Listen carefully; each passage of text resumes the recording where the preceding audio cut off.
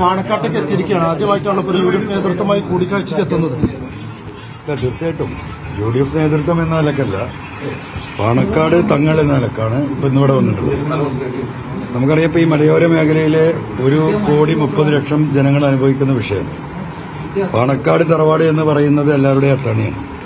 സമൂഹത്തിലെ എല്ലാ വിഷയങ്ങളിലും മനുഷ്യർ പ്രയാസം അനുഭവിക്കുമ്പം, ഒറ്റപ്പെടുമ്പോൾ ഒരു ജനതയുടെ സമൂഹത്തിന്റെ മൊത്തം സഹായത്തിനായി കക്ഷി രാഷ്ട്രീയ ജാതി മതവ്യത്യാസമില്ലാതെ തളരുന്നവരെ സഹായിക്കുന്നവരാണ്.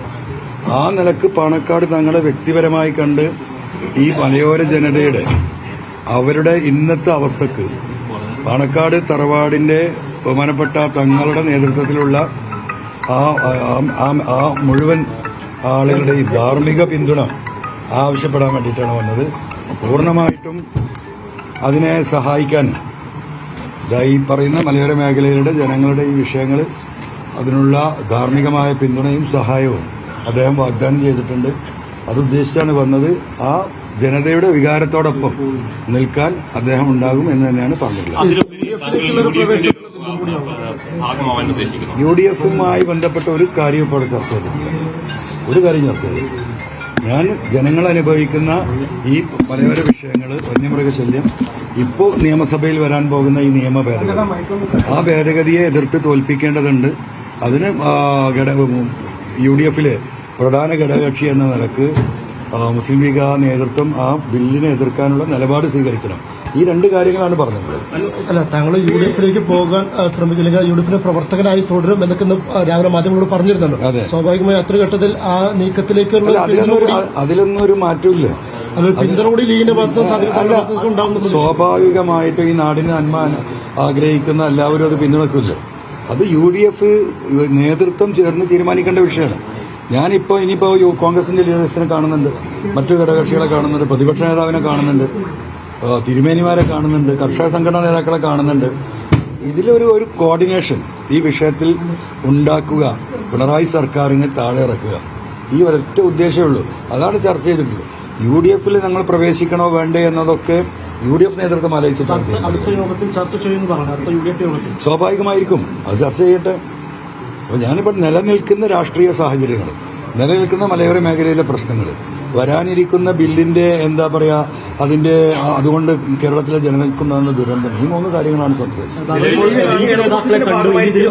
പ്രതിപക്ഷ നേതാവിനെ അതുപോലെ KC വേണുഗോപാലിനെയൊക്കെ കാണുന്ന ഒരു സാഹചര്യം ഉണ്ടോ? തീർച്ചയായിട്ടും എല്ലാവരും കാണും. ഈ ആഴ്ച എല്ലാവരും കാണും.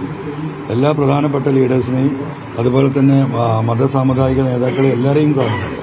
കാരണം ഈ വിഷയത്തിൽ എല്ലാവരുടെയും പിന്തുണ വേണം. ഈ വിഷയം ഇവിടെ ഉണ്ടാക്കിക്കൊണ്ടുവരുന്നത് ഗവൺമെന്റാണ്. അപ്പം ഇതൊരു ജനകീയ പ്രശ്നമായതുകൊണ്ട് ഇവിടുത്തെ പൊളിറ്റിക്കൽ ലീഡർഷിപ്പിന്റെ അതുപോലെ തന്നെ സാമുദായിക നേതാക്കളുടെ മുഴുവൻ പിന്തുണയും ഉണ്ടെങ്കിലേ നമുക്കിത് തടുക്കാൻ കഴിയുള്ളൂ. സഭയിൽ ഇത് വന്ന് ചർച്ച ചെയ്താൽ ഇത് പാസ്സാകും. ഞാൻ പറയുന്നത് സഭയിൽ ഇത് വരരുത്, ഇത് പിൻവലിക്കണമെന്നാണ്.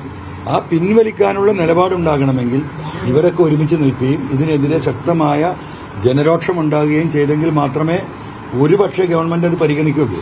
അല്ലെങ്കിൽ തീരെ പരിഗണിക്കില്ല, പാസ്സായി പോകും. UDFിന്റെ ഒരു പ്രധാന നേതാവാണ് സാദിഖ് ശിഹാബ് തങ്ങൾ. അദ്ദേഹത്തോട് സ്വാഭാവികമായിട്ടും അസോസിയേറ്റ് ചെയ്യാനുള്ള താല്പര്യം താങ്കൾ സംസാരിച്ചില്ലേ? അല്ല, തീർച്ചയായിട്ടും അസോസിയേറ്റ് ചെയ്യാൻ താല്പര്യമുണ്ടല്ലോ. UDFുമായി അസോസിയേറ്റ് ചെയ്യുമെന്ന് ഞാൻ പറഞ്ഞല്ലോ. UDFിലെ ഭാഗമായിട്ടില്ലെങ്കിലും അസോസിയേറ്റ് ചെയ്യുമെന്ന് പറഞ്ഞിട്ടുണ്ടല്ലോ. എന്താ വിഷയം? ഈ 1,30,00,000 ജനങ്ങളുടെ നേർക്കുനേരെയുള്ള വിഷയമാണ്. ആ നിലയ്ക്ക് അതിനെ കാണേണ്ടതുള്ളൂ. അല്ലാതെ മറ്റുള്ള രാഷ്ട്രീയ കാര്യത്തിന്റെ പ്രസക്തിയേക്കാൾ 17-ാം തീയതി സഭ ആരംഭിക്കുകയാണ്. ഇനി ദിവസങ്ങളേ ഉള്ളൂ. അപ്പൊ അവിടെ ഒരു ശക്തമായ ഇടപെടൽ, ഒരു ജനരോക്ഷം ഒറ്റക്കെട്ടായിട്ട് രാഷ്ട്രീയം മറന്ന് കേരളത്തിലുണ്ടാവണം. അത്ര ഉദ്ദേശമുള്ളൂ. കുഞ്ഞാലിക്കുട്ടിയുടെ സാദിഖിൽ തങ്ങളുടെ പിന്തുണ ഉണ്ടാവുമെന്നൊരു ഉറപ്പാണ് കിട്ടിയതല്ലേ? എങ്ങനെ സാദിഖിൽ തങ്ങളുടെയും PK കുഞ്ഞാലിക്കുട്ടിയുടെയും ഒരു ഉറപ്പ് എല്ലാ കാര്യങ്ങൾക്കും ഉണ്ടാവുമെന്നുള്ളത് ഞാനങ്ങനെ പറഞ്ഞില്ലല്ലോ. തങ്ങളങ്ങനെ പറഞ്ഞോ? അടുത്ത തവണ ജയിക്കാനുള്ള എല്ലാ രാഷ്ട്രീയ വഴികളും തേടുമെന്നാണ് താങ്കളിപ്പോൾ പറഞ്ഞത്. അടുത്ത തവണ ജയിക്കാനല്ല, അടുത്ത തവണ പിണറായിയെ തോൽപ്പിക്കാൻ എന്നുള്ള എല്ലാ വഴികളും തേടും. ഇതിനൊരു തർക്കമില്ല. ആ വഴിയിലുള്ള ഓട്ടത്തിലാണ് ഈ യാത്ര.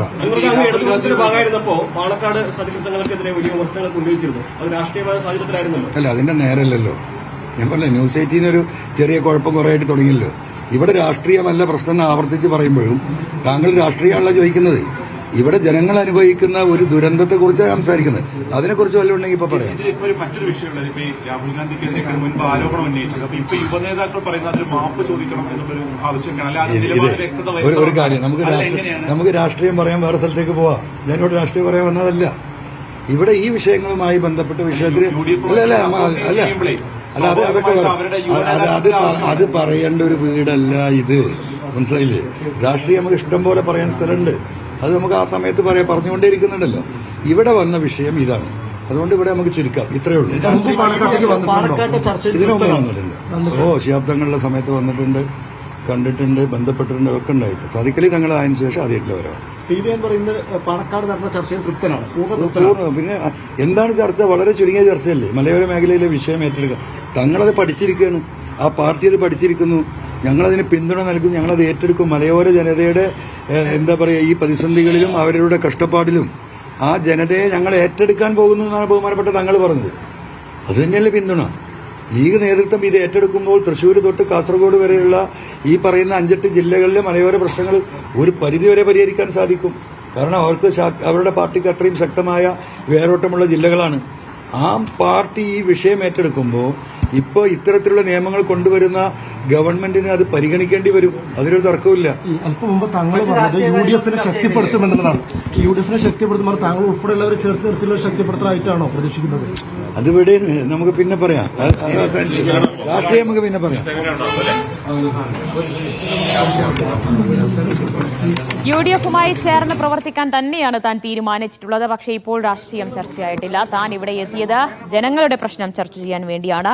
മലയോര മേഖലയിലെ ജനങ്ങൾ നേരിട്ടുകൊണ്ടിരിക്കുന്ന പ്രശ്നം, അതിനൊപ്പം നിൽക്കാനുള്ള പിന്തുണ തേടിക്കൊണ്ടാണ്, ധാർമ്മികമായ പിന്തുണ തേടിക്കൊണ്ടാണ് താൻ പാണക്കാട് എത്തിയിട്ടുള്ളത്. ആ പിന്തുണ ലഭിക്കും, നൽകും എന്നുള്ള ഉറപ്പ് സാദിഖലി തങ്ങളിൽ നിന്ന് കിട്ടിയിട്ടുണ്ട്. കൂടുതൽ ചർച്ചയിലേക്ക് പോയിട്ടില്ല എന്നാണ്